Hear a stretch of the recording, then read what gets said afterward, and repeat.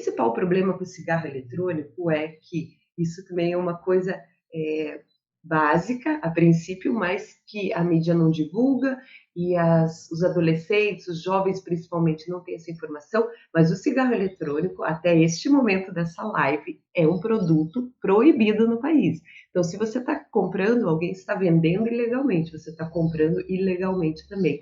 Ah, mas tem em tudo quanto é lugar, tem em balada, tem em quiosque de shopping, tem, mas por ter não quer dizer que é legalizado, então ele não é. Aqui já vem uma área polêmica, assim como legalização de outras drogas, enfim, de maconha, outras drogas até mais pesadas, a gente vai ter essa polêmica em cima do cigarro eletrônico também. Adianta proibir? Não é melhor legalizar e controlar e saber tudo o que está acontecendo?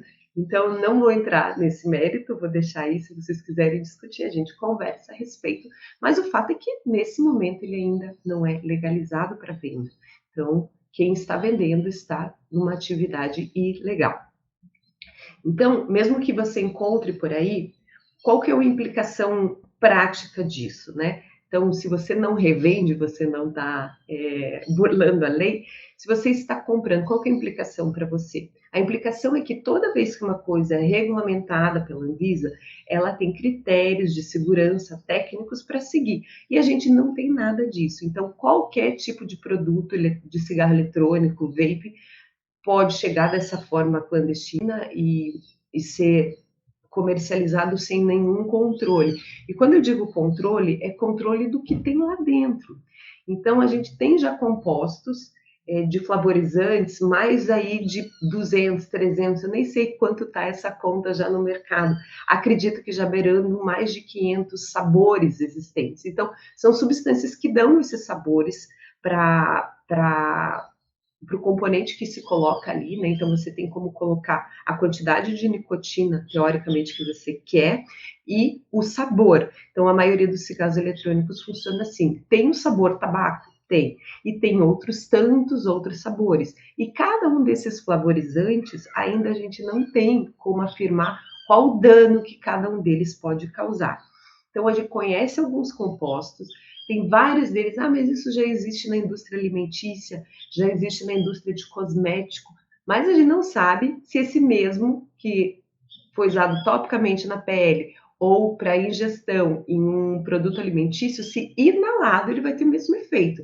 A via de administração, assim como nos medicamentos, nas drogas também, ela influencia. Então, inalar cocaína não é a mesma coisa que fumar crack.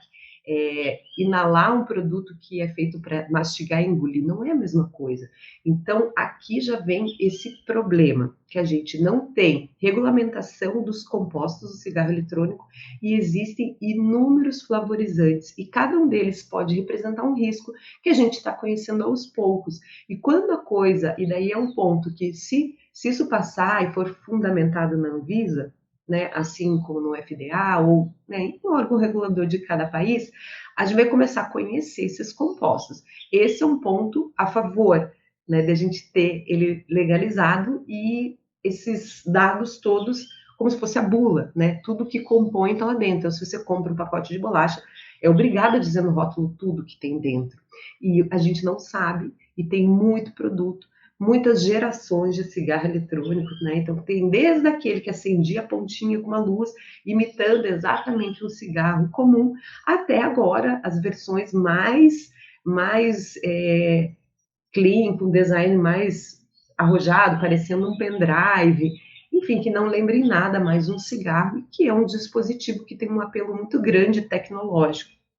É muito parecido com um pendrive, né? Com um dispositivo muito pequenininho, que gera tanto a curiosidade e a atenção, chama atenção, principalmente dos jovens, que são muito ligados em tecnologia, né, designers diferentes, e, além disso, eles são dispositivos fáceis de você colocar dentro de uma mala de colégio, dentro de um bolso de um uniforme, alguma coisa, e isso tem virado um problema entre os escolares, principalmente isso nos Estados Unidos, teve um boom nos high schools, e agora a gente vai ter esse mesmo problema no país. Enquanto o cigarro tem a folha do tabaco queimada, o cigarro eletrônico tem a folha do tabaco aquecida, e Para aquecer, ele precisa de um vapor, e dentro desse vapor não é apenas um vapor d'água, mas é um vapor que recebe alguns produtos químicos capazes de gerar aquela fumaça densa e também capaz de manter sabor, temperatura, tudo isso.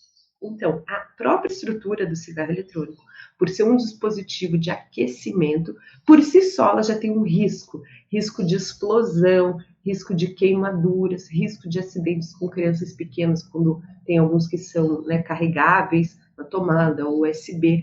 Então, já desde o contexto de como ele funciona, isso preocupa e a gente tem alguns acidentes graves relatados, a gente já tem acúmulo dessas evidências científicas em relação a possíveis acidentes, traumas faciais, queimaduras faciais com explosão de cigarro eletrônico. Então, quanto mais ilegal ele é, que não tem nenhum produto regulamentado, a gente tem maior risco. Então, é aquele famoso produto do Paraguai, que aqui no Brasil a gente brinca, né, sem nenhum preconceito com o Paraguai, mas só para dar esse exemplo que, como a gente tem muito produto em camelô que não é regulamentado, a gente não tem um controle de qualidade. Então, ele pode simplesmente parar de funcionar, isso por si só já é um problema, você não tem uma garantia, não tem nada, mas as garantias de segurança daquele produto também não existem quando ele não tem regulamentação nenhuma. Então, um dos problemas é explosão de cigarro eletrônico, e para quem tem criança em casa, é o risco de você ter um dispositivo que aquece, né, e pode explodir, e também aquele localzinho, o tanquezinho dele, onde vai o flavorizante, o líquido para aquecimento e também a nicotina, para quem utiliza com nicotina, tem risco de crianças ingerirem os frasquinhos, os pods que contêm nicotina, e daí numa concentração até bem mais alta do que a concentração que a gente tem dentro do cigarro comum, porque você concentra a nicotina e você consegue colocar o quanto você quiser em algumas gerações de cigarro eletrônico. Então isso também é uma preocupação. Agora vamos entrar num outro tópico. Esse líquido que pode ou não ter nicotina, e pode ou não ter flavorizantes, né? Inclusive pode ter um sabor tabaco, ele, por também não ter regulamentação, a gente tem alguns estudos que pegaram, sabe aqueles estudos que o Inmetro faz? Que pega uma balança e vai lá e pesa com alta precisão para ver se o que diz na balança é exatamente o que está sendo pesado. Então, para ver ali o quanto aquele método é acurado, o quanto você pode confiar no que está escrito no rótulo, na bula.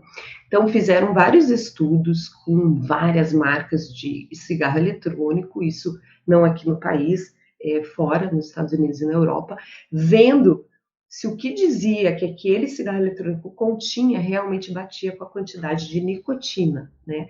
Então, o que eles informavam que tinha lá nos frasquinhos era exatamente a quantidade de nicotina que existia naquele dispositivo.